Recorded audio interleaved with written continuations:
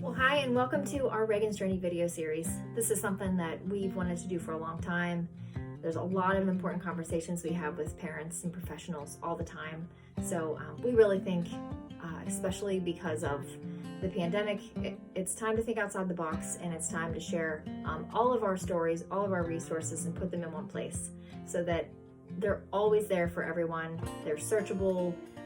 It's current, it's relevant, shareable, all of those things. So, we're really on mission to create a community, this disability community. All of us that are caring for or working with children with special needs, it's just important to link arms. A lot of people know me from the closet, but not everybody knows that Reagan is my daughter. So we thought it'd be really fun to start the first video in this series with Reagan's story. Why are we called Reagan's Journey? What does that mean? And so everything that we have learned on the journey with her and everything that she has gone through has really paved the way and created all of the programs that we do now. Had it not been for everything that we learned and she went through, we wouldn't exist. It's because of her. So that warrants going back and visiting her story. So that's what we plan to do for our first video. So welcome. We're excited you're here. We hope that this is something that's really helpful. So here we go. So Reagan was born in 2008. She is the youngest of 3 children. We had a normal pregnancy with her, and she was full term, so we didn't anticipate any complications. But when she was born, she was bluish gray. She had lost some oxygen for whatever reason, and but she pinked up pretty quickly, and so we weren't too concerned. She did have a cat-like cry, an odd sounding cry that was a little bit concerning. And she did have a cephalohematoma, a brain bleed on the back of her head. We were assured that in 6 to 8 weeks that would resolve on its own, and it did, sure enough. What we didn't know is that after being sent home, with a well baby, as we could all tell, that at 7 days old, we would be awakened in the middle of the night, thinking, well, she's just crying and we're gonna feed her and take care of her. But what we saw instead was her body started to rhythmically jerk, as sort of like if you have hiccups or, something that is it has a pattern and it keeps happening, it continues to happen. So, she's my 3rd baby, and I thought, their nervous systems aren't really developed well, and so maybe it's just something I need to swaddle her. And so, I swaddled her up and thought that should help and stop it, but it didn't. Her body still kept doing that. It just wasn't able to flail her arms to the side like it did before.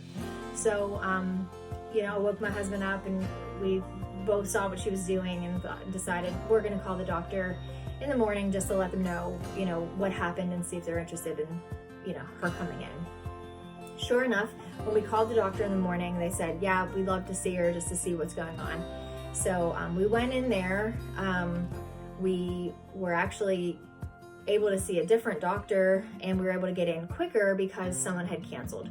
So, and all of that's relevant because when we went in, as soon as we laid her down on the table and unwrapped her, right away, she started doing what she was doing at home, which, sometimes you take your kids to the doctor and you explain something and it's just hard to explain. You're a new mom, you're exhausted, and if they don't do it, it might not be as concerning. It doesn't really make sense. So the fact that the doctor was able to see exactly what she was doing, the night before was really, really important. What happened is that he actually scooped her up off the table, put her up over his shoulder, instructed us to gather her things, all of her things. He and all of us walked out of the room, followed him out of the room into the hallway, out through the waiting room and outside. He's carrying her, the 7-day-old baby, on his shoulder in a hurry, running. So we really don't have any information, but the fact that there's something really wrong. We've got all her stuff and let's go. So, I mean, we head out of the sidewalk, down the sidewalk outside the pediatrician's office, through the cancer center. You know, it's like back doors that we're going through. He's on his way to the ER. And when we arrive, sure enough, there's a team that's ready to, you know, accept her, get her in there and get to work on her. What was happening was she was having tonic-clonic seizures. And because her body was not well, you know, for a week of her being home, we didn't know, you know, she was pretty dehydrated, not sleeping well, not doing anything really well. And so they were trying to get an IV so that they could administer medication to stop the seizures. Every one that they tried to get was blown. Every vein that they tried to get was blown. So they decided they had to make a tough call and try to do a bone IV. And so they did that in her shin bone and asked us to step out because it's pretty terrible on an infant, I mean on anyone, but on a 70-year-old infant. So they did that and it clotted, and then they decided to try to do the other one. So they did the same thing to the other bone. It clotted as well. So we really were, I mean, she continued to have seizures. She was having like 30 seizures on the table. Couldn't get it to stop. She kept falling asleep, so we were trying to keep her awake. I mean, it really was a nightmare. Finally, the team from Children's came in on a helicopter. That's what they specialize in, you know, and do all the time.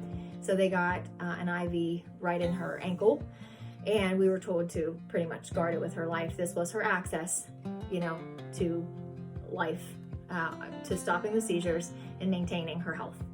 So we, you know, it was just a whirlwind. It really, I look back and all I wanted to do was take her home. I just wanted to say, you know, I think I made a mistake bringing her in. I just want to take her back home, and this is not really what I want to do. I didn't understand what was happening. I mean, nobody was, you know, really able to tell us, explain it, unpack it, because everyone was just in triage mode. You know, it was just terrible.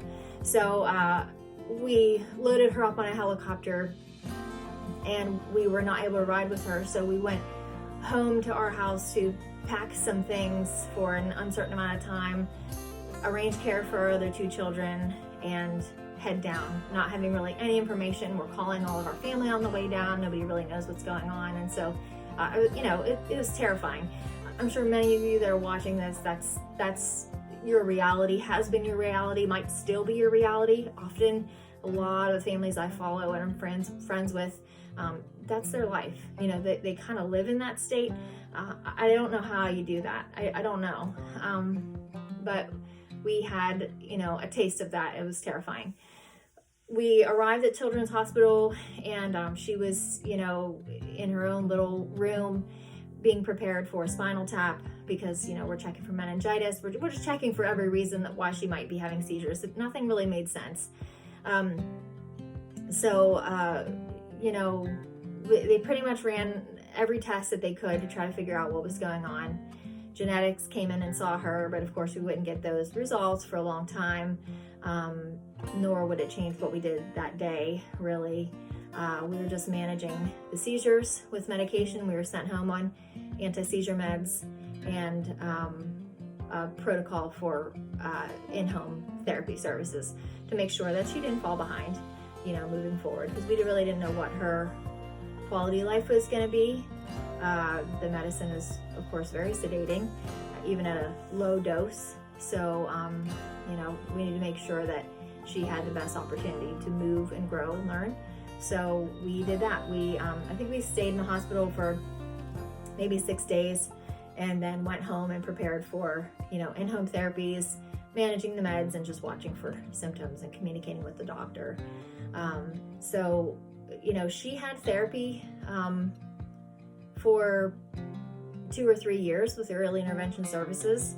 But what really wasn't working well for her, I think, was just not having it full intensive. You know, like the level of her therapy needed to be so intense to be able to really make, you know, a huge difference. And we only know that now because of what we did later. You know, that's how you learn. You know, you make decisions with the information you have, and you just, take one day at a time. And so, that's what we kept doing. But at age 3, when she was about to age out of services anyways, she still could not sit up. She still couldn't roll over. She couldn't stand. Of course, she couldn't crawl or walk. She had trouble eating, drinking. She's choking on a lot of her food and drink. She's just pretty poor quality of life. She was close to being considered failure to thrive at age 2 and 3. There was really some major issues, So, like every parent that's desperate, and many of you watching, you scour the internet all night. You stay up and you feel like some, FBI agent on a hunt. And one word I would find would take me to the next word. It would take me to the next word. And if I didn't know that, I would look up that word. And, I had all of these notes. And it's just, what a desperate parent does. We didn't know what else to do. So, but I kind of stumbled upon some alternative therapy in Philadelphia, PA. And we had purchased a book just to kind of give us an idea of if this is something that we were going to do. But honestly, it was our last resort. We had to do something. We just thought we've got to make a real big effort to do something with her before it's too late. We just always took that approach with her to say, let's do everything, all of the things, so that we don't look back and say, oh, we wish we would have tried this, we wish we would have tried that. So we went ahead and enrolled in the parent course, and we did that, and it was going to be very costly. Of course, it was out of pocket, it was alternative, but what options, did we have? So, our family and our church family and our community, man, they rallied around us. They made sure we had fundraisers that were happening regularly, monthly, donations that were coming in. We just get cards and letters and checks sent in the mail to cover her everything that we had to do. We just never had to worry about it. Every time we had to go back every 6 months, the money was there. We couldn't have done it, without the help we had. And it made the difference. I mean, so we did that for 3 years intensely. It was everyday programming. It was a very, very intensive, very regimented. It required other people to come out into my home from outside of my home to work with my daughter, move her arms and legs and teach her brain how it feels to move, teach her brain how it feels to breathe properly. It was pretty rough. Those were a couple rough years for us. I mean, for me especially, I was the one doing the program. For her siblings, it was rough. There was just things that we all had to give up for those 3 years, and it's pretty isolating when you can't leave the house and you can't even go to the grocery store because you're not going to check off the boxes for the therapy that needs to be done. It's going to make a difference. But we kept seeing her getting better, so it kept motivating us to keep going. And so, close to the end of that, my husband and a friend of ours, they said, why don't we start a 501c3, and, so that people that are donating to her, fundraising events can, it can be a tax write-off, and it can be, used for specific things. And then we met a couple other families that were in the same boat.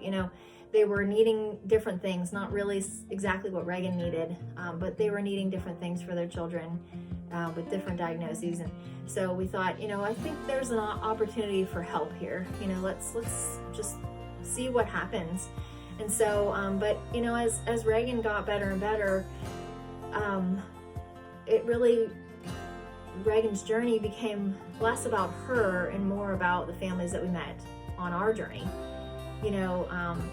It became very eye-opening, for us to look around, and we just kept, running into families that were really facing the same things that we were. It really didn't matter what their diagnosis was. It's all the same.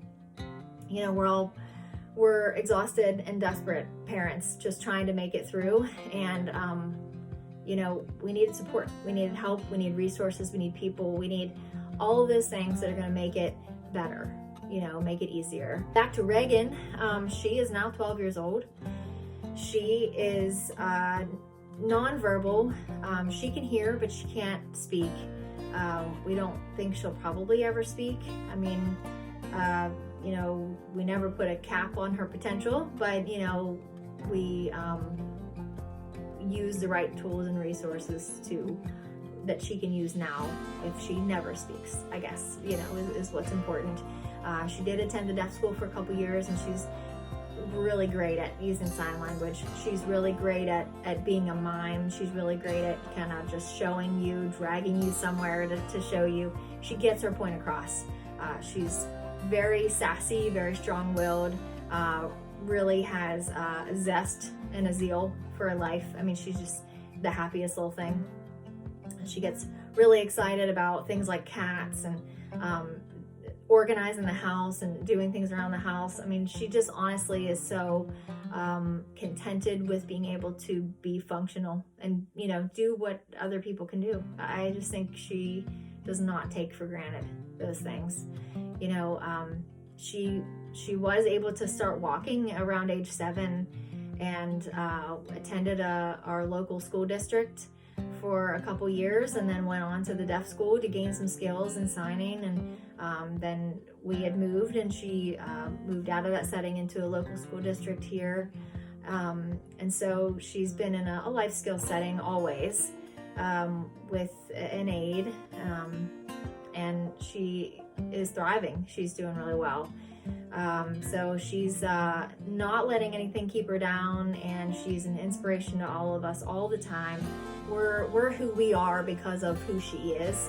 You know, had it not been for all of the struggles that she's faced, and in turn we faced because of that, we would not be as resourceful and strong and you know, ready to help the next generation. And I think that's what's I want to share the most, is that I think it's important for all of us who go through those kinds of hardships to, you know, go through it, learn what you can, take away from it what you can, and then the really important step is to turn and then to provide that for the next person. You know, it can't stop with you. You know, it needs to go on. And so I really feel like that's what we do at Reagan's Journey. You know, we have gone through the hard things. We have, you know, cried our tears and mourned the loss of the child we thought we were going to have. And it's been an overwhelming journey for 12 years. But we were blessed to be able to turn and give back.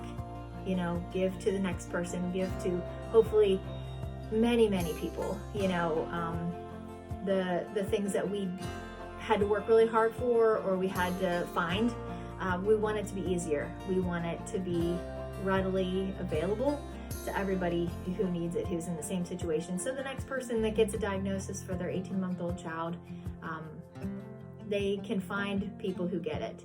They can find resources that are going to really help, and not feel alone. You know, that makes all the difference. If you know me, I will search high and low for what a family needs. And so it's just my passion, you know, because of Reagan, it's my passion. And so I hope you get to meet her sometime. I'm hoping to, you know, continue to share pictures of her, make her always part of what we're doing, and not to forget, you know, where we started from and how important her journey has been in making Reagan's Journey what it is today. So we will, we look forward to seeing you in the next video.